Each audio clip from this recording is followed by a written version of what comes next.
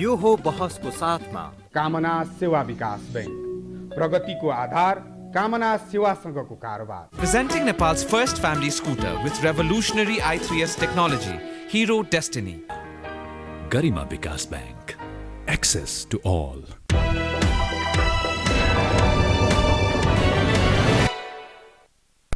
नमस्कार, यो बहसमा म यहाँहरूलाई हार्दिक स्वागत गर्दछु। जीवराम भण्डारी। आज यहाँहरू सामुन्ने उपस्थित हुनुहुन्छ मदन राई, सामाजिक अभियन्ता हुनुहुन्छ, कृषि वैज्ञानिक। उहाँसँग आज म समग्र विषय उठान गर्ने प्रयत्न गर्नेछु। नेपाली जनको चाहना समृद्धि, सुखी नेपाली हुन नेपाली चाहन्छन्। संसारमा जुन खालको नेपाली जन र नेपाल राष्ट्रको उच्च मान सम्मान थियो त्यो कहीँ न कहीँ घट्न थाल्यो भन्ने चिन्ता पनि नेपालीहरू जाहेर गर्न थालेका छन्।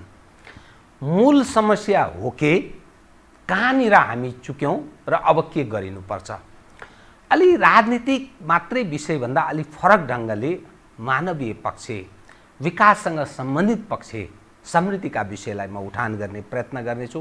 सर्वप्रथम म उहाँलाई स्वागत गर्छु। स्वागत छ यहाँलाई। धेरै धेरै धन्यवाद हजुरलाई अनि यो टिभीलाई र सम्पूर्ण अहिले जति पनि दर्शकहरूले हेर्दै हुनुहुन्छ श्रोताहरूले उहाँहरूलाई विशेष सम्मान छ, खुसी लाग्यो। बहुत धन्यवाद।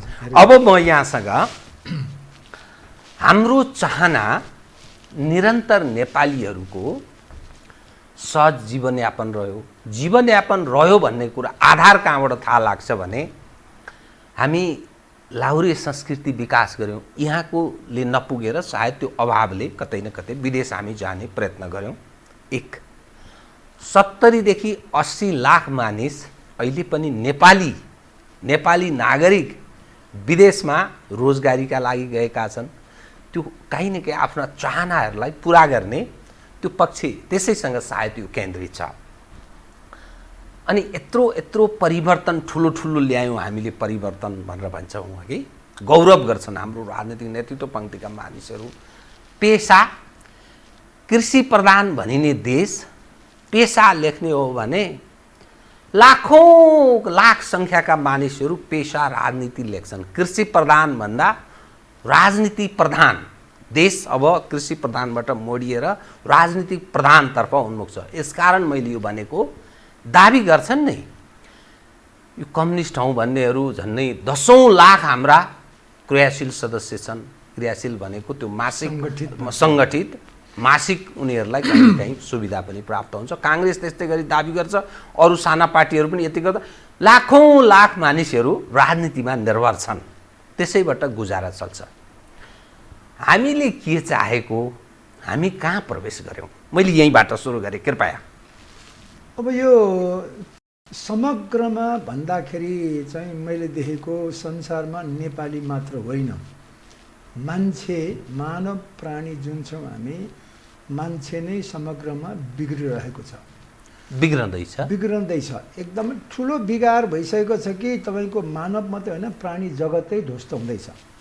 जति पनि जलवायु परिवर्तनको कुरा छ अब त्यो लामो छ, विज्ञानसँग सम्बन्धित छ, त्यसको कुरा कुनै बेलामा जलवायुको परिवर्तन विश्वमा सबै उसैले मान्छेकै क्रियाकलापले उसकै आकाङ्क्षा, महत्त्वाकाङ्क्षा र अल्पज्ञान, एकदम अल्पज्ञान, बहुत महत्त्वको कुरा भन्नु। अल्पज्ञान र चाहिँ यो महत्त्वाकाङ्क्षा बढी भएको हुनाले चाहिँ उसले आफूलाई मात्रै केन्द्रित गरेर लग्यो। अरू प्राणी, अरू तत्त्वहरूको, अरू जगतको चाहिँ वस्तुहरूको के छ त यो जगतमा अथवा यो संसारमा अरूको अस्तित्व छ कि छैन, अरू प्राणी पनि छ, तर उसले आफूलाई मान्छे प्राणी मात्रैलाई केन्द्रित गरेको हुनाले अरू प्राणी सहितको जति पनि असन्तुलन भइरहेको छ, अरूलाई दुःख भइरहेको छ, त्यो अरूलाई दुःख हुँदाखेरि आफू त सकिने नै भयो, अरू पनि सकिन्छ। तर यो आफ्नै संहार गर्दैछ। यसको अर्थ मानव जातिले, मानवले संसारभरि आफ्नै संहार गर्दैछ।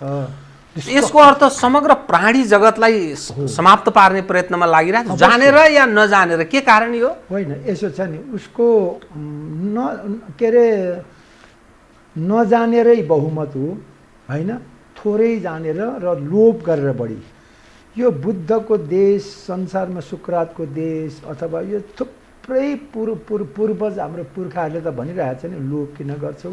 विशेष गरेर बुद्धले 2600 वर्ष अगाडि नै भनिरहेको थिए अज्ञान समस्या हो, अज्ञानमा लोभ जन्मिन्छ, मोह जन्मिन्छ, ईर्ष्या जन्मिन्छ। यी सबैलाई नोक्सान गर्छ।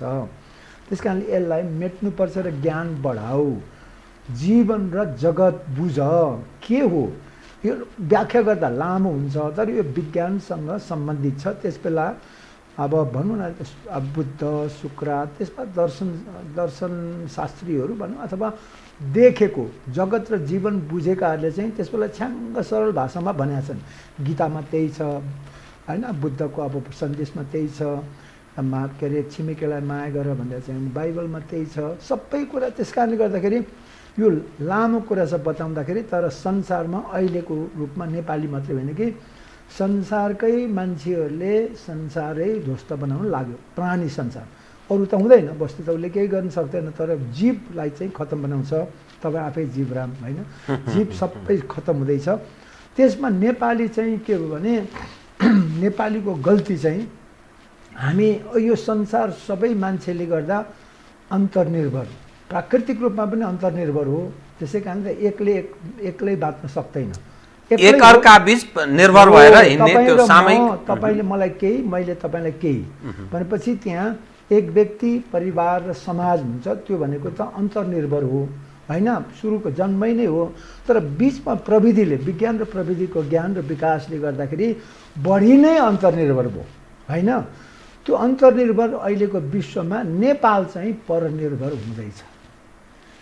अन्तर्निर्भर भनेको तपाईँलाई मैले केही दिन्छु, तपाईँले मलाई केही दिनुहुन्छ। म तपाईँलाई देनलेन अथवा लेनदेन, तपाईँसँग आन्तरिक रूपमै ओल्लो घर पल्लो घर अथवा समाजभित्रैबाट त्यो सबै सुल्झन्छ अन्तर्निर्भर। एक्ज्याक्टली। मैले पल्लो घरले केही उब्जाउँछ, म केही उब्जाउँछु, साटासाट गर्छु। पहिला बाटो थियो, अहिले क्यासमा हुन्छ। तर अहिले चाहिँ के भने जति पनि बाँच्नुपर्ने यो बिचमा त निर्वाहमुखी, पुरा आत्मनिर्भर भन्छ क्या, निर्वाहमुखी थियो। सबै कुरा आफै उब्जाउने हाम्रो समाज, सबै आफू स्वावलम्बी थियौँ। के अरे के भन्छ, आत्मनिर्भरै जस्तो थियो। त्यसलाई के भन्छ, जीवन निर्वाहमुखी भन्छ कि, त्यसलाई सब्सिस्टेन्स, न्यूनतम आवश्यकता पुरा हुन्थ्यो। धेरै खालको महत्त्वाकांक्षा पनि हाम्रो थिएन, समाज यो रूपमा रूपान्तरित पनि थियो। तर अहिले चाहिँ परनिर्भर भयो। बाँच्नको लागि काम चाहिन्छ मान्छेलाई, काम विदेशी। बाँच्नको लागि खाना चाहिन्छ, पिउन चाहिन्छ, त्यो सबै विदेशी।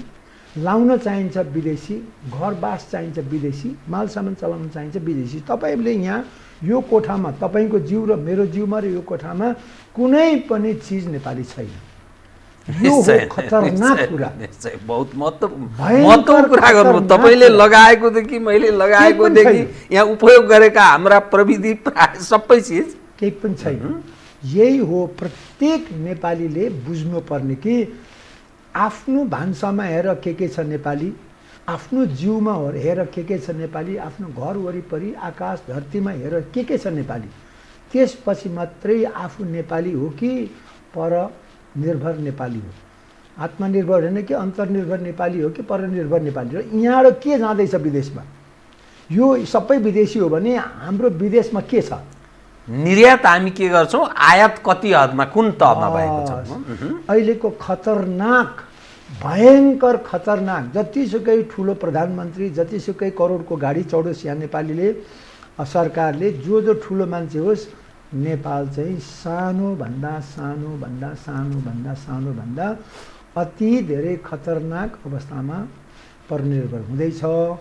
यो नै संसारको लागि मान्छेले बिगारेको यो प्रकृति, अनि नेपालमा चाहिँ आफूले बिगारेको अर्थनीति, अर्थतन्त्र, समस्या यही नै। बडा महत्त्वपूर्ण ढङ्गले यहाँले यो दर्शनसँग पनि सम्बन्धित छ।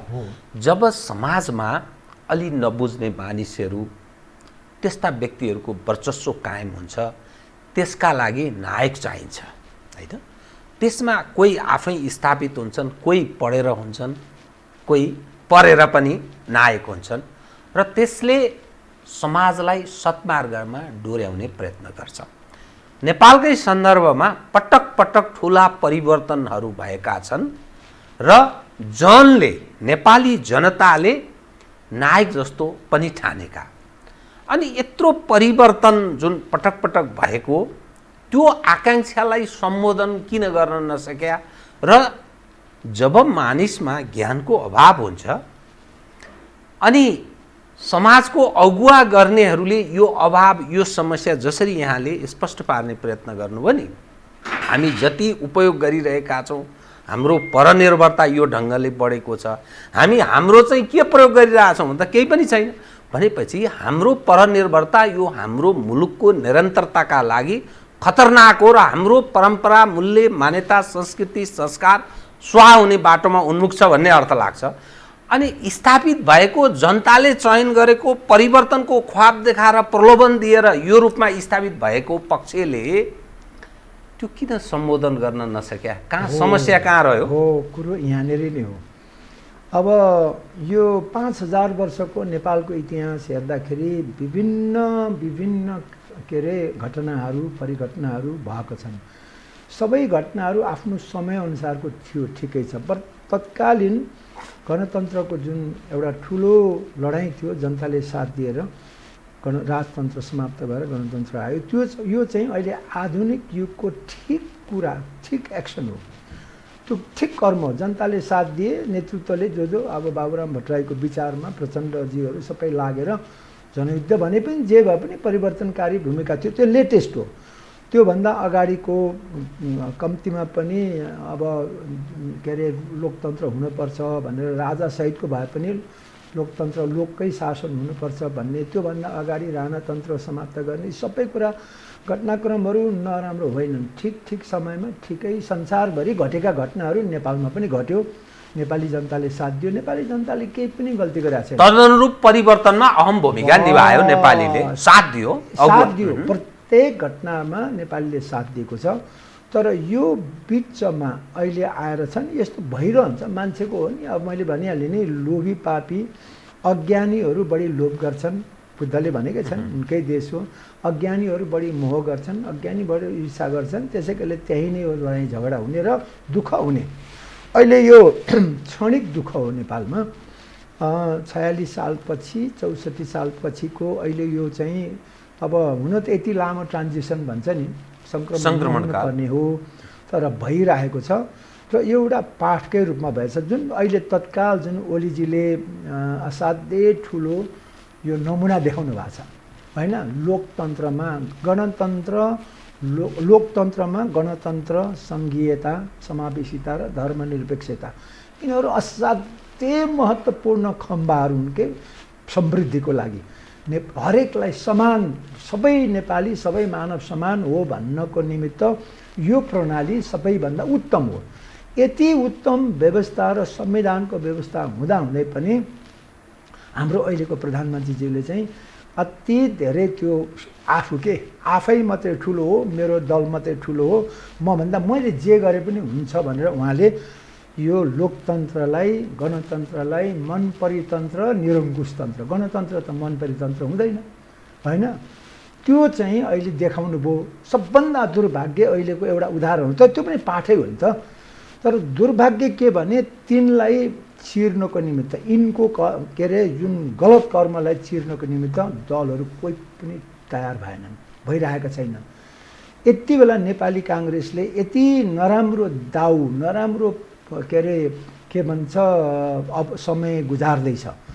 नेपाली काङ्ग्रेसले भूमिका खेल्नुपर्ने, प्रतिपक्षले, सत्ता पक्षले गलत गरेको कुरा त प्रतिपक्षले हो हल्ला गरेर ढुङ्गामुढै गर्नुपर्छ नि। कहिलेकाहीँ त हतियारै उठाउनु पर्ने हुन्छ सडकमै, आवश्यक पर्दा जनतालाई प्रोटेक्ट गर्नु परेन। तर चुपचाप बसेर दाउ हेरेर बसेको छ भनेपछि यो त भयङ्कर, अहिले सानो उदाहरण दिएको खतरनाक कुरा हो होइन। त्यस कारणले प्रणाली बस्यो नेपाली जनताको साथले, नेतृत्वहरूले पनि गरेकै हो। तर अहिले आएर प्रणाली बस्यो भन्नुको अर्थ के? अब यो स्थायित्व, राजनीतिक स्थायित्व प्राप्त भयो होइन। स्थायित्व भनेकै कागजमा, संविधानमा हो नि त। संविधानले त यति राम्रोसँगले अब नेपाल लोकतान्त्रिक देश हो, पूर्ण जनताको शासन हो, त्यसमा गणतन्त्र छ होइन। त्यो भनेको त हिजो संवैधानिक जनताको छोरो एक नम्बरको व्यक्ति हुन सक्छ भन्न खोजे। यति त हो। कोही पनि, फेरि कोही पनि, तल कार्की पनि हुनसक्छ, सार्की पनि हुनसक्छ, माथि दार्चुलाको पनि हुनसक्छ, तल चाहिँ झापाको पनि हुनसक्छ। तर त्यसको लागि यो चाहियो अहिलेको हाम्रो जो समाज छ, अनि अलि भुस्तिग्रे पनि प्रयोग गर्नु पर्यो, त्यो सङ्गठन त्यसरी बनाउनु पर्यो होइन। त्यो सङ्क्रमणको अहिले चाहिँ दुर्भाग्य हो। यो गरेको चाहिँ नेपाली जनताले होइन, राजनीतिमा के भन्छ तर खान बानी परेका काङ्ग्रेसको पहिला भन्छ, म काङ्ग्रेसलाई नै दोष दिन्छु, किनभने काङ्ग्रेस भनेको नेपालको लोकतन्त्रको चाहिँ संवाहक हो। हरेक सङ्कटमा उनले चाहिँ नेतृत्व लिनुपर्ने, लिए जस्तो गरेर चाहिँ अरूले गरेका काममा चाहिँ अगुवाई देखाएको छ। हिजो 7 साल बाहेक त्योभन्दा पछि काङ्ग्रेसले निरन्तर गल्ती गर्दै गएको छ। जस्तो काङ्ग्रेस पार्टी कम्युनिस्ट भयो, काङ्ग्रेस मास बेस पार्टी हो। लोकतन्त्र भनेको मास बेस, मासबाट नेतृत्व जन्मिनुपर्छ। कम्युनिस्ट भयो किनभने कम्युनिस्टको सङ्गठित क्याडर बनाएर क्रियाशील सदस्य बनाएपछि नेपालमा लोकतन्त्र सकियो। त्यसलाई टिकेतन्त्र भन्छ कि नेताले नेतृत्व छान्ने, जनताले छान्दैन। यसलाई हाल भनेर चाहिँ आदेश दिन्छ। नेपाली जनताले सबैभन्दा बुझ्नुपर्ने चाहिँ यो हो कि बहुत महत्त्वपूर्ण कुरा भन्नुभयो तपाईँले। जब जनताले छान्ने अवस्थाबाट मुक्त भएर नेताले अनि आफ्नो कार्यकर्ता छान्छ, त्यहाँ चाहिँ असमझ त्यो लोकतन्त्र होइन। त्यसलाई टीका लाउने तन्त्र। हामी कहाँ के विकास भइरहेछ? शासन टीका तन्त्र। हामी कहाँ कुन विकास भएको छ अहिले? राणा शासन टीका तन्त्र थियो, राजाको शासन त टीका तन्त्र हुकुमी शासन हो। अहिले पनि नेताको हुकुम चल्छ, जनतालाई हुकुमी शासन हो। यो अप्रत्यक्ष रूपमा छ, तर डाइरेक्ट यो भोट हाले जस्तो लाग्छ, तर भोट हालेको छैन जनताले। त्यसकारणले म तपाईँ मार्फत सबै नेपाली जनतालाई भन्न चाहन्छु कि म काङ्ग्रेसको मान्छे हुन्छु। मैले काङ्ग्रेस छोडेको कारण चाहिँ त्यहाँनिर टीका लाउने चलन मलाई मन परेन। म त अब अमेरिका पढेको होइन, बेलायत पढेको, भारत पढेको, यस्तो लोकतन्त्र डेमोक्रेटिक देशहरूमा जापान पढेको। त्यस कारणले यो त लोकतन्त्र त होइन। युरोपको धेरै देशमा पढेँ, त्यस कारणले गर्दाखेरि लोकतन्त्र छैन भनेर मैले काङ्ग्रेस छोडेको। अहिले चेन्ज गर्नुपर्छ गिर्जाबाबु भने। खोटाङको राई समुदायबाट हुनुहुन्छ तपाईँ, के चिजले तपाईँलाई प्रेरित गर्यो र तपाईँ पढ्न थाल्नुभयो? त्यो मस्तिष्क हुन्छ नि मानिसमा। म त त्यो समयको खेल हो। अब मलाई चाहिँ खालि के भने दुःख, गाउँमा जन्मेको, अब बहुत कठिनले हुर्केको, त्यसबेला खानेकुरा त भनौँ न ढिँडो र खोले, थेप्लो नै होइन, त्योभन्दा मकैको थेप्लो, त्यो त अब तिउन हुँदैन। त्यो खानेकुरा भयङ्कर कठिन, काम प्रशस्त छ, काम एकदमै पसिना बगाउनु पर्ने होइन, भारी बोक्नु पर्ने, तर खाना त्यस्तो, लुगामा एक जोरभन्दा बढी नहुने, जाडो हुने होइन। त्यस कारणले मलाई जहाँसम्म लाग्छ त्यहाँको कठिन जीवनलाई मलाई छास्स सुने कि पढ्दाखेरि यो कठिनाइ चाहिँ हट्छ अरे, सुख हुन्छ अरे। आफैमा आयो तपाईँ? होइन, त्यहाँ सुनियो, स्कुल खोलियो, स्कुल खोलेपछि आयो कि पढ्यो भने सुख हुन्छ अरे भनेपछि यो दुःख कर्छ त कर्छ, हलो जोत्नु पर्दैन अरे, भारी बोक्नु पर्दैन भनेपछि मलाई प्रेरणा चाहिँ त्यसरी मिल्यो। तर सुखको चाहना हर मानवको त्यो चाहना है, सुखको चाहना अहिले पनि त संसारभरि नै मान्छे पहिला सुख चाहन्छ अनि खुसी चाहन्छ। सुख मात्रै प्राप्त भयो, सुख भनेको भौतिक मिठो खाने, राम्रो लाग्ने, उपभोगको कुरा आयो, उपभोगको कुरा सुख हो। तर आनन्द चाहिँ आनन्दमय जीवन अलग छ, त्यो अलग दर्शनबाट। त्यही त तरङ्ग र तत्त्वसँग सम्बन्धित छ। त्यसकारणले मलाई चाहिँ त्यसले प्रेरित गर्दै गर्दै गर्दै मलाई कति वर्षको उमेरमा पढ्न थाल्नु? 9 वर्ष, करिब 9 वर्षमा पढ्न सुरु गरे। भारी बोक्ने, गुठाला गर्ने, त्यो त कोदालो खन्ने, हलो जोत्ने, सानैमा म ठुलै भइसकेको थिएँ, मतलब अलिक हल्का बढेको हुनाले। त्यस कारणले त्यस्तो अवस्थाबाट मलाई चाहिँ अनि पढ्दै जान म अलिकति तृष्ण नै रहेछु। फर्स्ट हुँदै गयो, पास हुँदै गयो, जाँदा जाँदा जाँदा कहिले नन स्टप 3 किलो सर्टिफिकेट हुन्जेलसम्म पढेँ मैले। कति धेरै पढेँ होला होइन। बिएससी एग्रिकल्चरदेखि लिएर एमएससी, एचडिओ पनि गर्दै थिएँ, त्यहाँ छोडिदिएँ मैले, अर्को परिवेश बनेर थुप्रै अरूमा डिग्री लिएँ संसारभरिबाट, भारतबाट, अमेरिकाबाट, बेलायतबाट थुप्रै है। तर यो के छ भने त्यो चाहिँ गलत त होइन, तर मैले नगरेको भए पनि हुन्थ्यो रहेछ। के चाहिँ कोदालै खनेको भए पनि हुन्थ्यो रहेछ कि अन्तिममा त म कम्तीमा पनि परनिर्भर त हुन्न थिएँ नि। कोदालो खनेको भए हाम्रो बाबु बाजेहरू, मेरो बुवा बाजेले भन्नुहुन्थ्यो पढिगुनी के काम, हलुजोती खायोमा चोर हुन्छस् भन्नुहुन्थ्यो क्या पढेपछि। वास्तवमा अहिले त्यो बुद्धि त्यस्तो बुद्धि पनि आउन सक्छ भन्ने सायद आशय थियो होला पिताको। त्यति बेला हेर्नुहोस् न, मलाई 60 वर्ष अगाडि, 70 वर्ष, 65 वर्ष अगाडि बाजेले भन्नुभएको, अहिले ठ्याक्क त्यही हामी नेपाली चोर भयौँ। पढ्ने जति जम्मै चोर छन्, जागिर खायो अनि चोर्यो सम्पत्ति के ढिकुटी चोर्ने त हो नि राजनीति गर्यो ढिकुटी चोर्यो अनि अरू चाहिँ यता चोर्न नसके चाहिँ विदेशतिर देश छोड्यो यता चोर्ने जति चोर्यो नसक्ने जति देश छोड्यो अनि त्यो राम्रो भयो त सर्वाधिक अगुवा त्यही छ होइन समाजको नेपाली समाजको पढ्ने जति सबै चोर डाका र परनिर्भर अब बताउनुहोस् यसमा बडा महत्त्वपूर्ण बडो एउटा विचारसँग सम्बन्धित छ यो दर्शनसँग पनि सम्बन्धित छ जुन देशका अगुवा यस्ता छन् जसलाई हामी उत्कृष्ट खालको शासन व्यवस्था गणतन्त्र उपलब्धि जो भन्छौँ नि अनि जुन देशका नागरिक तपाईँले अघि भन्नुभयो फेप्लो खाने त्यो अहिले पनि ठुलो सङ्ख्याका मानिस छन् लाखौँ लाख मानिस छन् 70 लाखभन्दा बढी विदेश पलायन छन् अनि यस्ता मानिसहरूको वर्चस्व छ जो पढे लेखेका छन् जो अगुवा छन् जसको अगुवाईका कारण मुलुक यो हविगत यो कन्त बिजोगमा छ अनि यस्तो लोकतन्त्र जो गणतन्त्र हामी भन्छौँ त्यो पछाडि परेको वर्ग बिचरा त्यो अशिक्षित वर्ग त्यो त्यसले तपाईँले भने चाहिँ त्यो यथेष्ट ज्ञान पनि प्राप्त गरेको छैन त्यो प्रलोभनको शिकार हुन्छ वर्षमा या 5 वर्षमा एकपटक जान्छ गाउँमा जान्छ हेलिकप्टरमा जान्छ खसी काट्छ सुँगुर काट्छ राँगा काट्छ अनि अरू झोल पानीहरू पनि गराउँछ अलिअलि दान दातव्य गर्छ चोरेको धन दान दातव्य यताबाट चोर्ने उताबाट दिने अनि त्यसले के विवेक प्रयोग गर्छ र के छनौट गर्छ अनि जनताले जनतामाथि गर्ने शासन भनेर गौरव गर्ने आधार कहाँ रह्यो बताइदिनुहोस् त यो दर्शनसँग पनि सम्बन्धित छ यो राजनीतिको परिवर्तित परिस्थितिसँग पनि सम्बन्धित छ अहिलेको तपाईँलाई मैले बिर्सौँ म पनि भोट माग्न थालेको 42 वर्ष भएछ झन्झन निरन्तर 38 सालदेखि भोट माग्न थालेको नेपालमा मैले निरन्तर मागेको छु धेरै पटक चुनाव लडेँ त्यो त मलाई चाहिँ जितेर ठुलो हुने होइन कि कस्तो रहेछ त पोलिटिक्स राजनीति भनेको किनभने सबैको श्रेष्ठ नीति राजनीति रहेछ अहिलेको आधुनिक समाज नीतिहरूको राजा राजनीति र मान्छे परिचालन गर्ने त्योभन्दा ठुलो नीति छैन त्यही बुझेपछि म युरोप अमेरिका पढेर आइसकेपछि मैले अब राजनीतिमा लाग्नुपर्छ पास होस् वा फेल होस् भए पास नभए अभ्यास त्यसरी लागेँ र मैले अहिले बुझ्दाखेरि धेरै पटक काङ्ग्रेस छोडेर धेरैवटा पार्टीमा म नेपालभरिको मान्छेहरू को जाने रहेछ भेटेँ के मेरो चाहिँ के निरुकल र राजनीति गर्ने मान्छे कस्तो हुनुपर्दो रहेछ भनेर आफै पनि विश्लेषण गर्दा मैले देखेको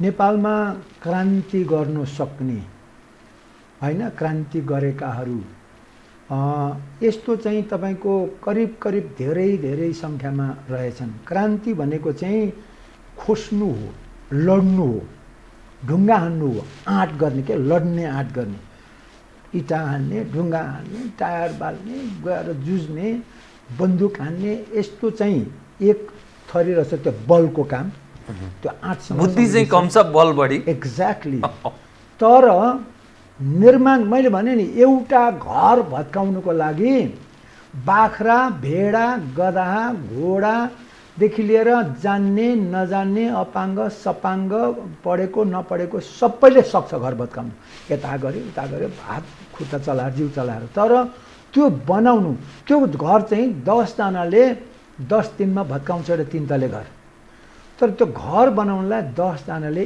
1 वर्षमा सक्दैन त्यस कारणले भत्काउनु भन्दा बनाउनु 1000 गुणा कठिन सबै दृष्टिकोणले त्यसकारणले नेपालमा चाहिँ अभाव भएको म छोटकरी भन्दैछु अभाव भएको चाहिँ र संसार बनेको कसरी बनेछ भन्दा त्यहाँको नेतृत्वले जसले अगुवाई गर्दैछ अगाडि हिँड्दैछ त्यो त झोर जङ्गल फाड्दै अगुवाई गर्नु पर्यो नि त्यो कस्तोले भन्दाखेरि जुन देशमा विज्ञान प्रविधि राजनीति र अर्थनीति छ्याङ्ग बुझेको नेतृत्व छ या नेतृत्वको टिम छ दलै भनौँ न त्यो व्यक्ति अथवा टिमले लिड गरेको देश सबै विकसित भएको छ 50 वर्षमा सिङ्गापुर कोरियादेखि लिएर सबै मलेसियादेखि लिएर सबै छ नि अब भारत र चीनकै कुरा तर जुन देशमा विज्ञान प्रविधि जिरो अनि धर्म र भगवान मान्ने विज्ञान र प्रविधिको सट्टा धर्म र भगवान मान्यो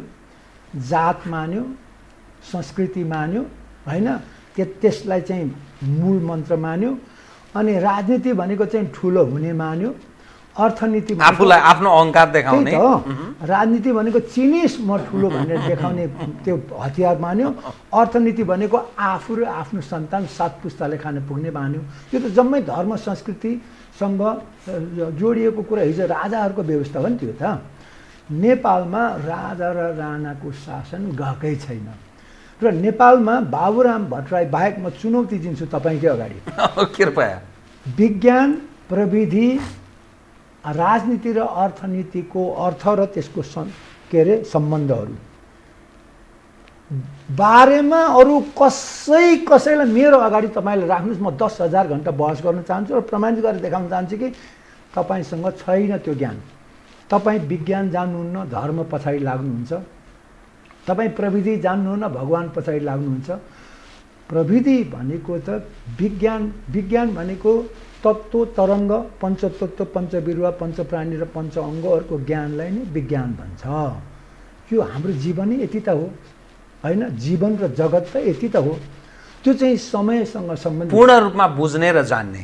एक्ज्याक्टली। समय, शरीर र संसारको ज्ञान नै सर्वज्ञान हो अथवा विज्ञान हो।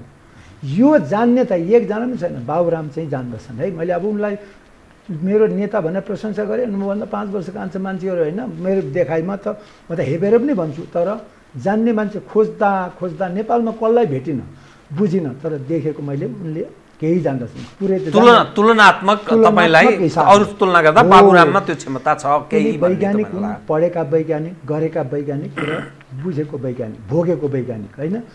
प्रविधि भनेको के हो त? यो तत्त्व र तरङ्गको विभिन्न रूपहरू छ नि, घाम, पानी, आकाश, धरती, हावा, यसलाई प्रयोग गरेर हाम्रो जीवनलाई सुखी बनाउने कुरा। जस्तो घामलाई प्रयोग गरेर के भयो? तातो बनायौँ। घामलाई प्रयोग गरेर उज्यालो बनायौँ। पानीलाई प्रयोग गरेर हामीले चाहिँ सफा बनायौँ होइन। हाम्रो जीवन चाहिँ एकदम उज्यालो बनायौँ, बिजुली निकालेर। यो प्रविधि हो। त्यो घाम नजानिकन त तपाईँको उज्यालो आएन, तातो आएन। पानी नजानिकन त उज्यालो र चाहिँ सिँचाइ भएन। त्यस कारणले गर्दाखेरि यो कुरा विज्ञान र प्रविधिसँग सम्बन्धित यो दुईटा कुरा। त्यसपछि राजनीति भनेको के भने मान्छे परिचालन गर्ने, यो चाहिँ सबैभन्दा ठुलो नीति, श्रेष्ठ नीति हो। मान्छे एउटा भूगोलमा अब हाम्रो 3 करोड मान्छे छन्, तिनलाई चाहिँ मान्छे परिचालनको कुरा गर्दा दुईटा अर्थ लाग्छ। एउटा प्रलोभन दिएर परिचालन गर्ने, अर्को कन्भिन्स। अब अथवा कुन रूपमा परिचालन त परिचालन ऊ बुझेर परिचालित छ कि अथवा कुनै प्रलोभनको कारणले। त हाम्रो समाजमा के स्थिति छ अहिले? अहिलेको प्रलोभन भनेको दुईटा, एउटा पैसा दिएर, अर्को चाहिँ डर देखाएर। तैँले मलाई भोट दिनुहोस् भने डिएसपी लगाइदिन्छु भन्छ। डिएसपीलाई पठाइदिएर एक झापट हान्नु परेपछि हो र छ कुट्छ है डिएसपीले। मैले भोट माग्दाखेरि सधैँभरि म त पार्टी छोडिहाल्ने, ठुलो पार्टी। तपाईँले ठुलो पार्टी छोड्नु भएको छ, मैले नछोड्यो भने मलाई टिकटै दिँदैन। किनभने त्यहाँ त उसको भनेको मान्नु पऱ्यो, उनको भनेको म मान्दिनँ। किनभने उनी त सबै उल्टो कुरा गर्छन्। म त देश बनाउनु आएको, उनी आफू बन्नु आएको। त्यस कारण छोडिदिएको भन्दा हुँदैन, डिएसपीले कुट्छ, तपाईँको केही पनि हुँदैन भनेर एउटा सानो उदाहरण यही नै छ। त्यो किन कोट्याएर लाने? तर अवस्था चाहिँ अहिले पैसा दिने अनि पद दिने अनि पावर भनेको त्यही उसलाई सुरक्षा दिने डिएसपी मार्फत, यता आफ्नो छोराछोरीलाई जागिर दिने अनि त्यसपछि पैसा पनि चाहिएको बेलामा दिने। यो कुरा कहाँबाट आउँछ भन्दाखेरि यो जम्मै त ढिकुटी, अरू सबैले जम्मा गरेको ढिकुटीबाट आउँछ। राज्यको साधन स्रोतको दुरुपयोग। सबले पाउनु पर्नेमा एउटा समूहको, काङ्ग्रेस आयो भने उसैको मात्रै, कम्युनिस्ट आयो भने उसैको मात्रै हुँदाखेरि देश विखण्डित भयो। विखण्डित हुँदाखेरि सहारा हाम्रो देश त्यो अवस्थामा त्यस दिशातर्फ प्रेरित छ, उन्मुख छ। यसो छ, विखण्डित भएर भारत र चीनतिर जाने होइन कि हाम्रो समाजमा विखण्डन। हामी परिचालित भएनौँ के। हामीलाई राजनीतिले समग्र 3 करोड मान्छेलाई सङ्गठित बनाएर यो देशलाई चाहिँ हातेमालो गरेर होस्टे गर्दा हैसे गर्ने हुनुपर्नेमा यतापट्टि आफ्नो ग्रुप बनाएर सङ्गठन गरेर ढुङ्गा हानाहान भनाभन खोसाखोस तानातान भएर विघटित भनेको के अरे यो के भन्छ हामी सङ्गठित होइन कि हामी चाहिँ एकदमै विभाजित भएको मूल कारण चाहिँ त्यो हो। आन्तरिक विभाजनमा छौँ के हामी। दल विभाजन त ठिकै हो तर सबै पनि मन पनि विभाजन कर्म पनि विभाजन भयो, प्रणाली पछ्याउनु। तपाईँको विचारमा तपाईँ विवेक सम्मत कुरा नै गर्नुहुन्छ भन्ने म ठान्दछु। समग्रमा हेर्दा जे जति परिवर्तनहरू भए त्यो परिवर्तनका लागि हाम्रो राजनीतिक नेतृत्व पङ्क्तिले अहम भूमिका निर्वाह गर्यो, परिवर्तन पनि ठिकै भयो। तर यो नेतृत्व पङ्क्ति एकपछि अर्को असफल हुँदैछ र एउटा प्रसव वेदनामा मुलुक छ भन्ने अर्थ लाग्छ होइन? दुईटा कुरा परिवर्तित यो जुन अहिलेको प्रणाली, अहिले त प्रणाली त बेस्ट छ नि, त्यो परिवर्तित प्रणालीलाई बुझेनन्, बुझेर बुझ पचाए। यिनले नै बनाएको त हो नि त्यो प्रणाली, बुझेर बुझ पचाए।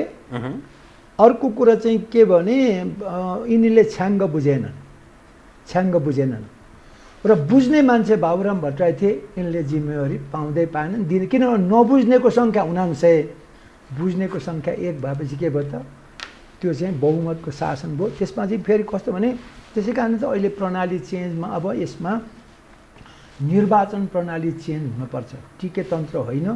यो नेताले त्यो त सिस्टमसँग जोडिएको, सिस्टम असफल भएको अर्थ लाग्छ त्यो त। हो, अहिले जुन छ सिस्टम चाहिँ संवैधानिक सिस्टम ठिक छ तर यो छ नि त्यो सिस्टमभित्र आन्तरिक सिस्टम जुन चाहिँ नि दलीय दलभित्रको आन्तरिक दलको चाहिँ नै सिस्टम ठिक छैन। त्यही आन्तरिक सिस्टमलाई जनताले चाहिँ नै रिजेक्ट गर्न सकेन के। जुन त चुनाव भर्खर 2टा मात्रै भएको छ, हेर्नु बाँकी छ। 9वटा चुनाव जनताले चाहिँ नि भाग लिएको छ, गलत गरेका छैनन्।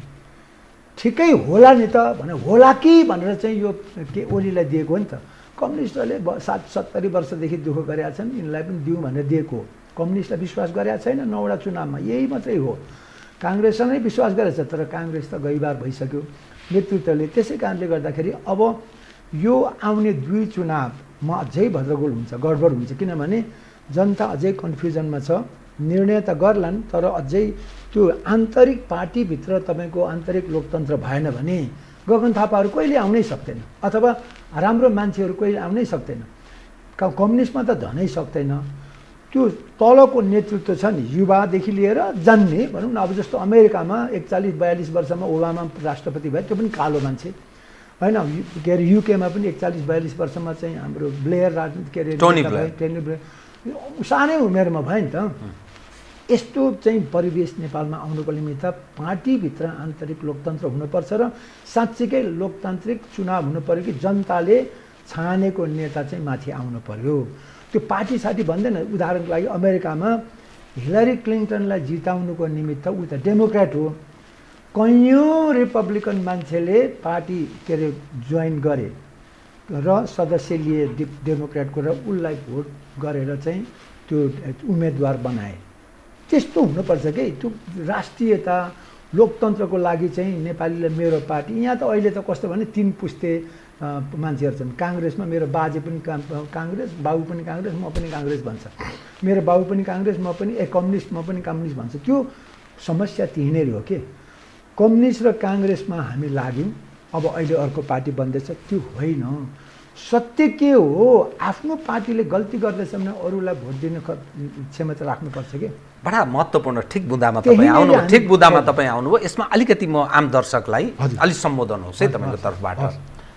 जब पार्टी नेतृत्वले गल्ती गर्छ, दलका अगुवाहरू कुमार्गमा लागिपर्छन्, सरकारले जब गलत गर्छ त्यसलाई ठिक ट्र्याकमा ल्याउने, ठिक मार्गमा ल्याउने काम तपाईहरू जस्तो प्रबुद्ध नागरिक, समाजका अगुवा, पढेलेखेका मान्छे, प्राध्यापक, ठुला ठुला वकिल होलान्, चिकित्सक होलान्, इन्जिनियर होलान्, राम्रा पत्रकार होलान्, राम्रा खाले समाजका प्रतिष्ठित व्यक्तिहरू होलान्, तिनले दबाब सर्जकको रूपमा या अभियन्ताको रूपमा अभियान चलाएर ठिक मार्गमा ल्याउने, टुप्पी समात्ने भन्छ नि, रिगाउने, त्यो काम गर्नु पर्थ्यो नि। तर समाजमा हामीका संसारमा गर्न सक्छन्, हामीका किन त्यो हुन सक्दैन? बुद्धिजीवी प्रबुद्ध नागरिक समाजका अगुवा कथित पढे लेखेका मानिस भनिनेहरू कहाँ हराए? किन समस्या के रह्यो यो? भयङ्कर राम्रो प्रश्न। अब यहाँ यही नै कुरो के हो भने हामी मान्छे हौँ, चाहे प्रोफेसर होस्, चाहे एउटा डाक्टर होस्, इन्जिनियर होस्, ऊ पनि मान्छे हो। उसमा मानवीय चरित्र, लोभ होइन, मोहको अथवा ईर्ष्याको कुराहरू चल्छ, डरको कुरा चल्छ। त्यसले गर्दाखेरि त्यो हामीले यो के अरे 46 सालपछि संसदीय टिकेतन्त्र यस्तो नराम्रो गरी विकसित गऱ्यौँ कि तपाईले यो ठाउँमा उभिन्नु भएन यो नाममा भने तपाईको ज्यान खतरामा छ, पद खतरामा छ, तपाईको कमाई खतरामा छ भनेर चाहिँ त्यस्तो किसिमको भ्रम फैलायो के। जस्तो एउटा पार्टीमा व्हिप जारी हुन्छ, गरिनस् भने तैँले तेरो जागिर खत्तम हुन्छ, सांसद खत्तम हुन्छ। अहिलेको व्हिपको समस्या छ नि, अहिले स्टेलमेट भन्छ नि। अहिले किन एकदम सुनसान छ राजनीतिमा, यस्तो देश चाहिँ उथलपुथल भइरहेको बेलामा सुनसान किन भएको छ भन्दाखेरि त्यही व्हिप हो, जागिर जान्छ सांसदको भनेर सबै अनि डर हो, भ्रम हो। यसै कारणले गर्दा यो अहिले देखिन्छ कि अहिलेको जति पनि दलहरू छन् नेपाली जन, नेपालीको, नेपालको समृद्धिको एक अंश पनि छैन, पटक्कै छैन। भएको भएदेखि त्यो हल्लीखल्ली हुनुपर्ने, केपी ओली त उहिले जानुपर्ने, होस् या नहोस् यो मान्छेलाई हटाउनै पर्छ अनि अर्को लानुपर्छ भन्नुपर्ने हो होइन।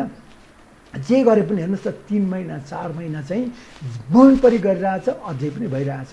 उदाहरणको लागि नि लोकतन्त्र बचाउनु पऱ्यो कि सबभन्दा महत्त्वपूर्ण त प्रणाली बचाउनु पऱ्यो, जुन यति धेरैको खुन बगेको छ, यति 3 करोडको चाहिँ दुःख बगेको छ, पसिना बगेको छ, पीडा बगेको छ नि, त्यसले बनाएको प्रणाली नै अझै अब डरलाग्दो गरेर अवस्था चाहिँ सिर्जना गरेछ। यति बेला नागरिकले उसलाई के पदै चाहिन्छ, सांसदै चाहिन्छ, मन्त्री नै चाहिन्छ, प्रधानमन्त्री नै चाहिन्छ, सबै हुन्छ र चुपचाप छन्। कुरो बुझ्नुभयो कि होइन? यही नै हो एउटा सङ्केत। अब जनता उत्रिनुको लागि तपाईँले भन्ने बुद्धिजीवीहरू सबै यस्तै डर र त्रास, लोभको त्यो चाहिँ खुँदोमा अल्झिएका छन्, खुँदोको लिसोमा टाँसिएका छन्। 79.79 नत्र निस्कनु पर्ने सडकमा यति बेला यो टिकेटतन्त्र खारेज गर भनेर चाहिँ डाक्टर, इन्जिनियर, म त निस्कनु तयार छु। म त एउटा पार्टीमा आबद्ध भएर म चाहिँ त्यतापट्टि लागेको कारण चाहिँ त्यहाँ बसेर म कम्तीमा टिकेटतन्त्र हटाउँछु भनेर हाम्रो पार्टीमा जसपामा टिकेटतन्त्र छैन, 1 सदस्य मात्रै छ होइन। नगर भनेर कराउनु पर्यो नि कहीँ न कहीँ त। सडकमा जानु म तयार छु, तर कुरो के आयो भने यो बुझिदिने भएनन् धेरै जसोले। वास्तविक राजनीति, politics is a dirty game भन्छ क्या। पोलिटिक्स हो त्यो politics is a dirty game हो। Politics can be dirty, you can be dirty. म आफू पनि फोहोर हुन्छु, सफा गर्नु पर्यो नि। दिनैपछि खान्छु फोहोर हो नि, दिनैपछि पसिना निको फोहोर सफा गर्नु परेन। डर्टी गेम छ भने त्यो गेमभित्र आफू बाँच्नुपर्छ भने त्यो गेमलाई डर्टी सफा गर्नुपर्छ पर्दैन? सबैको कर्तव्य हो त्यसलाई क्लिन गर्ने, तर गरिन भने मलाई मतलब छैन भने त्यही धुलो, त्यही धुवाँ, त्यही हिलो, त्यही दलदलमा चाहिँ बाँच्नु तयार। तर त्यो दलदललाई चाहिँ सुकाउनु, त्यो हिलोलाई सुकाउनु अथवा सफा गर्नु कोही तयार भएनन्। समस्या यहीँनिर हो मेरो भाइ, एकदमै ठुलो समस्या यहाँ हो। यो हामी बुद्धिजीवी जान्ने भन्दाहरू छौँ, धनी भन्दाहरू छौँ, यिनीहरू आफ्नै त्यो अल्प ज्ञानमा भ्रममा रहन्छन्, भयङ्कर ठुलो भ्रम छ। Politics dirty game. मैले वाट इज नट डर्टी, हरेक मान्छेको तपाईँ लुगा फेर्नुहुन्छ किन फेर्नुहुन्छ? जाने बित्तिकै सबै धुवाँ लाग्छ, फेर्नु परेन? त्यस्तै नै हो पोलिटिक्स। मानिसको हरेक क्रियाकलाप, चाहे त्यो तरङ्गसँग मनसँग सम्बन्धित होस्, चाहे त्यो चाहिने शरीरसँग सम्बन्धित होस्, यो सबै कुरा चाहिँ फोहोर र सफा दुईटा भइरहन्छन् निरन्तर। यसैलाई त बनाउने हो, बनेकोलाई अझै राम्रो बनाउने, बिग्रेकोलाई बनाउने हो, बिग्रिरहन्छ, बनाइरहन्छ। तर यही बुझेनौँ र अब यसरी लाग्नुपर्छ। नेपाली जनताको चाहिँ अब मतदान भयो भने कसलाई मतदान गर्छ फेरि एक भ्रम हुनसक्छ होइन। हामी मिल्यौँ, यहाँ गऱ्यौँ, त्यहाँ गऱ्यौँ भन्छ, तर अबको नेपाली जनताले त्यो विवेक प्रयोग गर्न सक्ने हैसियतमा नेपाली जन, मैले बहुमत नेपाली भनेको त्यो यहीँको टाठापाठा केही काठमाडौँ घुम्ने यायावरको म कुरा गरिरहेको छैन, खल्तीका मानिसको म कुरा गरिरहेको छैन। बहुमत जो मानिस छन् त्यो विवेक प्रयोग गर्न सक्ने हैसियतमा प्रवेश गरे? उहिले गरेको त्यो गर्यो भने त कहाँनिर यो समस्या आयो? जसले तपाईँ ठान्नुहुन्छ विवेक प्रयोग गर्न सक्छ, नेपाली जन त्यति बुझ्ने भइसके, अनि यस्तो चयन हुन्छ, यो कन्तबिजोग देशको के कारण हुन्छ? नयाँ के अरे 9 पटकको चुनावमा नेपाली जनताले एउटा पनि गल्ती गरेका छन्। मैले भोट पाइनँ, म त शाबास बनाएको छु। त्यो कुरा एउटा। 30 वर्ष पञ्चायत बाँच्यो, यही एउटा शब्द चेत छैन जनताको, सही मत हाल्ने चेत छैन, चेत शिक्षित नभइकन चाहिँ लोकतन्त्र काम लाग्दैन भनेर पञ्चायत बाँच्यो। त्यो गलत थियो। मान्छे चाहे क नपढेको होस्, योनिबाट निस्केपछि त्यो मान्छे हुन्छ, बराबरी हुन्छ। चाहे त्यो पढेर विद्वान किन नहोस्, त्यो एकदम नपढेको पुरै चाहिँ गुवा किन नहोस्, उसको पनि विवेक, बुद्धि, क्षमता सबै बराबर। किन उ त बाँच्दै गएर देख्दै गएको हुन्छ नि। यही हाम्रो जगतमा त हो नि हुर्कने। एउटाले अलिअलि पढेर थोरै बढी जान्ला, तर उसले पनि नजानेको चाहिँ हुँदैन। बोल्छ, खान्छ, गर्छ, सबै कुरा। त्यस कारणले हामीले उसलाई अन्डरमाइन गऱ्यौँ, यो जान्दैन, यो चाहिँ ऊ अनपढ हो, यो चाहिँ यो गरिब हो भनेर हेप्छौँ नि, त्यो सबै गलत हो। त्यसको लागि त सुक्रातको 4वटा विरोधाभासहरू, प्याराडक्स अफ सुक्रात भनेर पढ्नुपर्छ। यही कुरा चाहिँ नेपालमा हामीले क्यास गऱ्यौँ कि राजा र राणाले क्यास गर्यो। नेपाली यो जनता भनेको चाहिँ भेडा हुन्छन्, गणेश मानजीले नै भन्यो, हुन्छन् पनि हुँदैनन् पनि होइन। त्यस कारणले त्यही भेडालाई परिचालन गर्ने नै त राजनीति हो। त्यसैलाई अभ्यास गराउने, सिकाउने लोकतन्त्र हो। त्यस कारणले आउने चुनावमा यो तपाईँको जति चाहिँ अडिएको भ्रमर छ नि, अझै अलि रहन्छ, परिष्कृत हुँदै जान्छ। किन नजाने? आजसम्म भइरहेको छ। 9वटा चुनावमा कम्ती परिष्कृत भएर गणतन्त्र आउनु परिष्कृत होइन। तर एउटा बताउनुहोस् त, समय बलवान हुन्छ भनेर भन्छन् नि, यो जुन हामी परीक्षण गरिरहेका छौँ नि, सायद नेपालको एकीकरणको इतिहास 260-70 वर्ष पृथ्वीनारायण शाहकालीन आधुनिक नेपालको म कुरा गर्दैछु। तत्पश्चातको 104 वर्ष राणा शासन, अनि त्योभन्दा अगाडिको पृथ्वीनारायण शाहभन्दा अगाडिको 22-24 राज्यहरू, विविध त्यो हामी इतिहासको त्यो कालखण्डलाई अलि बिर्सौँ। अहिलेकै सन्दर्भमा हामी संवादको कुरामा चाहिँ त्यो बिर्सौँ, बहसको कुरामा चाहिँ 104 वर्षको राणा शासन, 7 सालदेखि 17 सालसम्मको एउटा हामीले गरेको प्रजातान्त्रिक अभ्यास, अनि 30 वर्षको निर्दलीय पञ्चायती व्यवस्थाको पनि एक खाले अभ्यास, 46 देखि यहाँसम्म आइपुग्दाको फेरि अर्को 30-32 वर्षको अर्को खाले डेमोक्रेटिक एक्सर्साइज। यसरी हेर्दा जुन चिजलाई तपाईँ उन्नत खालको व्यवस्था भनिरहनु भएको छ, लोकतन्त्र या प्रजातन्त्र या गणतन्त्र, र गणतन्त्र नै 15 वर्ष नागेछ। यो परीक्षण लरतरो होइन। चाहे ली कुवान यूले गरेको 31 वर्षको शासन संसारलाई एउटा उदाहरण प्रस्तुत गरे। चीनमा 20-25 वर्षमा आमूल ठुलो आर्थिक परिवर्तन भएको छ संसारमा, त्यस रूपमा उसले आफूलाई प्रस्तुत गर्यो। कोरिया, दक्षिण कोरिया तपाईँ उदाहरणको रूपमा लिन सक्नुहुन्छ। यो राजनीतिक यो परीक्षण बारम्बार हुने, अनि एकपछि आउने अर्कोले बेवकुफ बनाउने, अनि त्यसैमाथि गिर खेल्ने भन्छ नि, त्यही जनतामाथि गिर खेल्ने। यो मुलुक सधैँ परीक्षणमा रहिरहँदा यो समय बलवान जो मैले भने, यो अन्यत्र त मोडिँदैन, यसै चल्छ। त्यो मोडियो भने दुर्भाग्य हुन्छ र त्यो मोड्ने मान्छे समाप्त हुन्छ। सुन्नुहोस्, अहिले मानव संसारको, मानव जीवन त जादु होइन नि, मानव जीवन जादु हुँदै हुँदैन। मानव जीवन भनेको समयको निरन्तरता हो। हामी यो भूगोलमा, यो समयमा चाहिँ यहाँनिर जन्म्यौँ, बाँच्यौँ, हुर्क्यौँ होइन, अस्तित्वमा छौँ।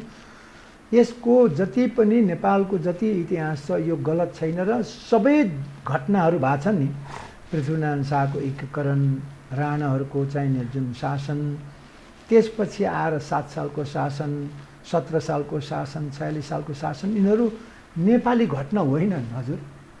बुझेर ल्याउन, सबै घटनाहरू अन्तर्राष्ट्रमा भएको घटनाहरूकै एउटा सानो सिलसिला हो। यहाँ पूर्वोदय हुनुहुन्छ। 36 को जन्म सङ्ग्रह परिस्थिति पनि जुल्फिकार अली भुट्टोको एउटा देशसँग सम्बन्धित भएर जोड्छन्। 2-3 घण्टा छलफल चाहिन्छ। म तपाईँहरूसँग बहस गर्न चाहन्छु, किन म त 72 देश घुमेर 15 देशमा त शासन गरेर म सल्लाहकार भएर बसेको छु नि होइन, म युएनमा काम गर्दाखेरि नेपालमा पनि राजासँग 17 वर्ष काम गरेको छु, शासनमा त मैले काम गरिसकेँ संसारमा। त्यस कारणले यो लामो घटना हुन्छ, तर सबै नेपालमा भएका जति पनि घटना यो पृथ्वीनारायण शाहदेखि पछिसम्म हालको गणतन्त्रको घटना पनि अन्तर्राष्ट्रिय घटनाहरूकै एउटा अंश हो।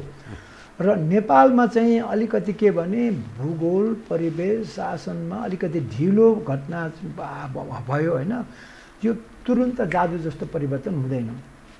तर भित्रभित्रमा त अहिले गाउँमा बस्छु, गाउँमा जान्छु, सहरमा पनि बस्छु, सहरको मान्छेलाई हेर्छु, चेतना भयङ्कर जागेको बढेको छ गाउँमा, भयङ्कर चेतना बढेको छ। झन् सर अब मोबाइलले त इन्टरनेट मेरो लागि समय र इन्टरनेट भगवान हो।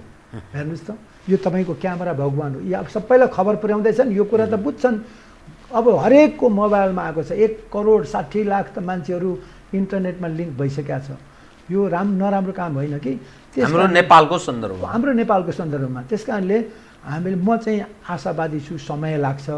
धेरै धेरै मान्छेहरूको आफ्नै समस्याहरू हुन्छन्, त्यो बाँच्नेको निमित्त कयौँ कुराहरूको भनौँ न। त्यस कारणले गर्दाखेरि म अहिले पनि भन्छु, 2टा चुनाव नेपालमा अझै गडबड हुन्छ। राजा 2वटा चुनाव 2टा चुनाव अझै गडबड हुन्छ, किनभने भ्रम पर्छ नि त। अहिले पनि होइन, मेरो त कम्युनिस्ट नै थियो, मेरो त कङ्ग्रेसै हो होइन, म त यसलाई चेन्ज गर्छु, म भोटै दिन्न, यो फोहोरी खेल हो, यस्तो कुराहरू त चलिरहन्छ। तर होइन, गर्नु त पऱ्यो, के हुन्छ भनेर हरेक चुनावमा थुप्रै अन्तर्क्रियाहरू भइरहन्छन् र त्यहाँ थुप्रै 9वटा चुनावमा पर्फेक्ट डिसिजन दिएका छन्, यसमा पनि दिन्छन्, तर कन्फ्युजन हुन्छ अलिकति। 2वटा चुनावमा अझै कन्फ्युजनमा मानिस, त्यसमा 10 वर्ष यसै फेरि व्यतीत हुन्छ। तर त्यो पछि फेरि राम्रो हुन्छ नि त। हेर्नुहोस् त, चीन र भारतको अर्थतन्त्र पनि राम्रो हुँदैछ, सम्बन्ध पनि राम्रो हुँदैछ। भारतको आँखा नखुलीसम्म नेपालमा निकै गाह्रो हुन्छ। अहिले त समस्या भारत हो, भारतको आँखा खुल्या छैन। भारतीय जनताको खुल्दैछ, भारतीय सरकारको चाहिँ अझै पनि नेपालप्रति अथवा उसको छिमेकीप्रति चाहिँ हेपा प्रवृत्ति छ नि। यो त उसले खुल्दै जानुपर्छ। जति नेपालीलाई हेप्दै गयो उहिले दुःख पाउने हो। हामी त फेरि सानो देश त होइन। सिक्किमको कुरा गर्छन् कि सिक्किम हाम्रो 2टा जिल्ला जत्रो हो होइन, हामी त यत्रो 3 करोड जनताको ठुलो देश पो त। 41 भारतले हेपेको तपाईँले कुरा गर्नुभयो। जुन देशका नेता भारतमा गएर बस्छन्, 12 बुँदे दिल्ली सहमति गराउँछन्, तपाईँले डाक्टर बाबुराम भट्टराईजीको प्रशंसा गर्नुभयो, आई एम सो सरी। तर डाक्टर बाबुराम भट्टराईलाई नै त्यस्तो व्यक्ति मान्छन् मानिसले, नेपाली समाजले, जसले देशमा यो 12 बुँदे सहमति गराउने मुख्य नायकको रूपमा उहाँलाई मान्दछन्। होइन, सुन्नुहोस् न, कयौँ कुराहरू बाध्यात्मक परिस्थितिमा जहाँसम्म लाग्छ बाबुराम मात्रै होइन, बिपी कोइरालादेखि लिएर होइन, के अरे त्रिभुवन राजादेखि लिएर जङ्गबहादुरदेखि लिएर एउटा मात्रै नगरौँ न, उहिले भारत त हाम्रो छिमेकी मात्रै होइन कि तपाईँको यति त्यो के भन्ने भूगोलको हिसाब र मानवीय हिसाबले वास्तविक देश त गलतको राष्ट्रियता भनेको त गलत कुरा हो कि, राष्ट्रै छैन। एउटा पृथ्वी छ, त्यहाँ मान्छेहरू बसिरहेछन्, बल्लो पल्लो घर। मानवीय हिसाबले सोच्दा यसरी हेर्नुपर्छ। भारत ठुलो जनसङ्ख्या भएको एउटा भूगोल हो, हामी त्यसको छिमेकी होइन। उसले चाहिँ म ठुलो हुँ भनेर चाहिँ हामी धेरै मान्छेले त थोरैलाई त हेप्छ नि त। त्यो परिवेश आजदेखि मात्रै होइन, धेरै। अब बाबुरामको कुरा गर्नुहुन्छ, मैले भने तपाईँ त्यो ठाउँमा बस्नुभयो या कुनै नेपाली त्यो ठाउँमा बस्दा पनि त्यहाँनिर कयौँ कुराहरू चाहिने के भन्छ सम्झौता गर्नुपर्ने हुन्छ बाँच्नुको निमित्त, अस्तित्वमा रहनुको निमित्त होइन। सम्झौता गर्दाखेरि कहिलेकाहीँ तपाईँले गुमाउनुपर्छ, भन्नुपर्छ, सत्य कुरा भन्नुपर्छ होइन। त्यो सत्य कुरा गर्नुको लागि त त्यो क्षमता, त्यही नेतृत्व भनेकै त्यही क्षमता हो नि। हे गुमाए भनेर भन्नु, तर ऊ भयो भए के गर्थ्यो? जस्तो महेन्द्रले नेहरूलाई चाहिँ त्यो लिम्पिया धुरा दिइदियो, त्यस बेला नेपाललाई महेन्द्रलाई थाहै थिएन, नेपाली शासकलाई त थाहा थिएन। अरे हामीलाई चाहिने भयो, के गर्ने राजा साहब, यस्तो यस्तो हामीलाई त चिनले खत्तम बनायो, त्यति त हामीलाई दिनु पऱ्यो, बस्नु भइहाल्छ नि, बस्नु न भनेपछि अब त्यो उसैले कब्जा गर्यो होइन। उदाहरणको लागि विभिन्न न्यु खोज्यो, सानो कुरा नि, राजा महेन्द्रले गल्ती गरेको, त्यसपछि निरन्तर गल्ती हुँदै आयो भनेपछि कयौँ कम्प्रोमाइज। मान्छेले कति भूगोल त जस्तो भारतले चिनलाई कति भूगोल गुमाएको छ त्यो हेर्नुहोस् त, आमामा खोज्नु सक्दैन। उसले अधीनमा राखेको भारतको भूमि हो, तर उसले अधीनमा जितेर लियो। त्यस्तो त त्यति धेरै त भएको छैन। त्यस कारणले मैले भनौँ कसैलाई दोष दिनु त सजिलो छ, तर त्यो ठाउँमा बसेर परिस्थितिजन्य त्यो अवस्थाहरू त्यस्तो सिर्जना हुन्छ भन्ने तपाईँको भनाइ। त्योभन्दा अर्को उपाय के थियो? जुझ्न सक्थ्यो या चाहिँ हुँदैन भन्न सक्थ्यो, ती कुराहरू छन्। तर पनि समर्पित भएर बेच्ने जुन बाबुरामलाई मलाई उनको डिफेन्ड गर्नु छैन। नेपाली जनतामा त अहिलेको भ्रम भनेको हल्ला, भुपी शेरचनको जति कविता छ हल्लै हल्लाको देशमा त्यसमा छ। तर यो इन्टरनेटले त्यस्ता हल्लाहरू बिस्तारी बिस्तारी बिस्तारी बिस्तारी त्यसलाई चाहिँ नि निखार्दै लगेर चाहिँ एउटा परिवेशमा पुर्याएर चाहिँ सत्य कुरा त उजागर गर्छ। तर मैले भने 10 वर्ष अझै यो चुनावमा नेपाली जनताले यही चुनावमा पनि निर्णय गर्न सक्छन्। अब संसदीय टिकेतन्त्रमा जो विश्वास गर्छ त्यसलाई भोट दिन्न। जुन पार्टीले संसदीय टिकेतन्त्र हटाएर पूर्ण लोकतन्त्र, आन्तरिक लोकतन्त्र स्थापित गर्छ र प्रत्यक्ष निर्वाचित सरकार प्रमुख हुनु पर्यो, चाहे राष्ट्रपति बनाऊ या प्रधानमन्त्री बनाऊ। अब यो सांसद कार्यकारीको कुरा तपाईँ कार्यकारी जनताबाट प्रत्यक्ष निर्वाचित हुने अहिलेको यो समय छ भने कुरा गर्नुपर्ने अवस्थै। अब जनताले माग गर्ने भनेको सांसदलाई मन्त्री बनायो भने देश बन्दैन रहेछ। किनभने सांसदको कानुन बनाउने हो, विकास गर्ने होइन। विकास गर्नुको लागि त वडा अध्यक्ष भयङ्कर शक्तिशाली, पालिका प्रमुख भयङ्कर शक्तिशाली, त्यही दुईटा भए पुग्यो नि। किन स्थानीयता ल्याउने? सङ्घीयता किन चाहियो र? सङ्घीयतामा सांसदको भूमिका मात्रै होइन कि अगाडि पनि थिएन, तर नेपालमा पञ्चायतकालदेखि नै त्यो व्यवस्था हुँदै आएकोले भयङ्कर ठुलो हो। नेपालको कानुन एकजना पनि सांसदले बनाएको छैन, कर्मचारीले बनाएको छ, कर्मचारी प्रिय छ त्यो। त्यस कारणले नेपालमा दुःख भएको कारण, फ्रस्ट्रेसन हुने कारण र कर्मचारीले मस्ती गर्ने कारण यो हो। सरकार मन्त्री भनेको कर्मचारी हो। त्यस कारणले पहिला सांसदलाई कर्मचारी बनाउने अथवा कर्मचारीको नायिका बनाउने प्रणाली सकिनुपर्छ। त्यो मन्त्रीलाई अथवा सांसदलाई विज्ञान, प्रविधि, राजनीति र अर्थनीति जिरो म चुनौती दिएर भन्छु, कसैलाई केही थाहा छैन।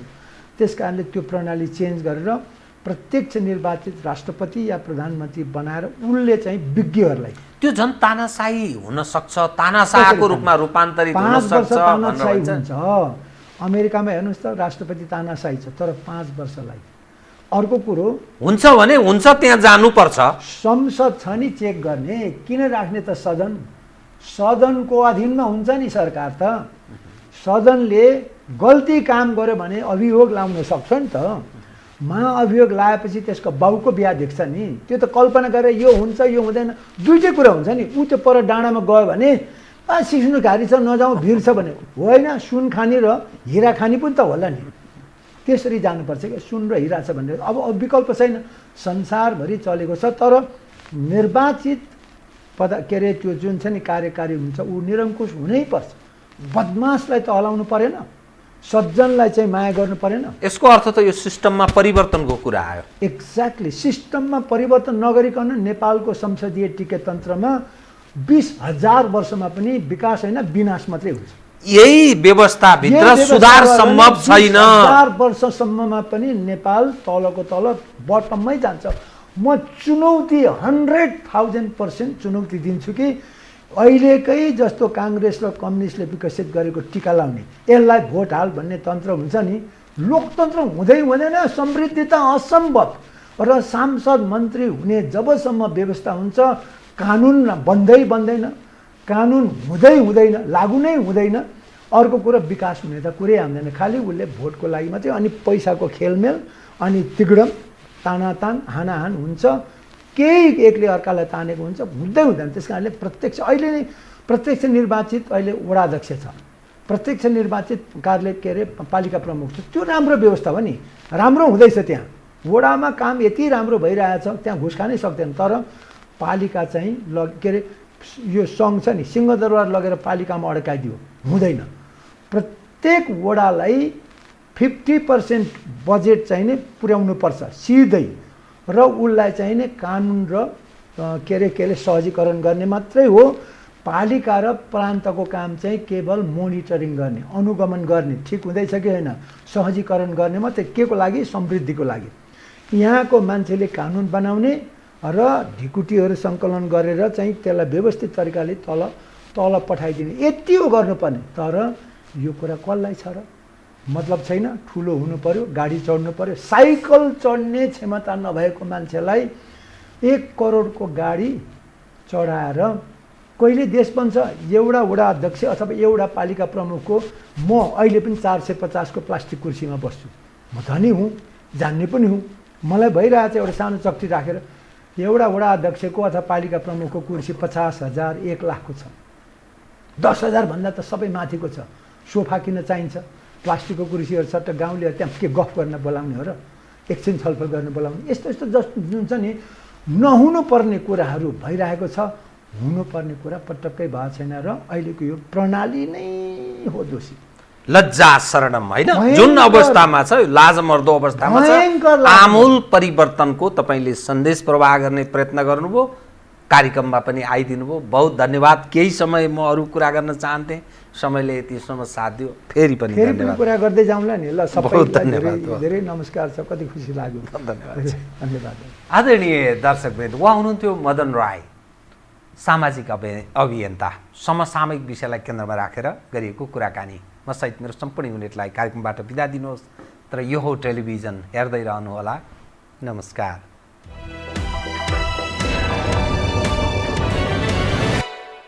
यो हो बहसको साथमा कामना सेवा विकास बैंक, प्रगतिको आधार कामना सेवासँगको कारोबार। Presenting Nepal's first family scooter with revolutionary i3S technology, Hero Destiny. Garima Vikas Bank. Access to all.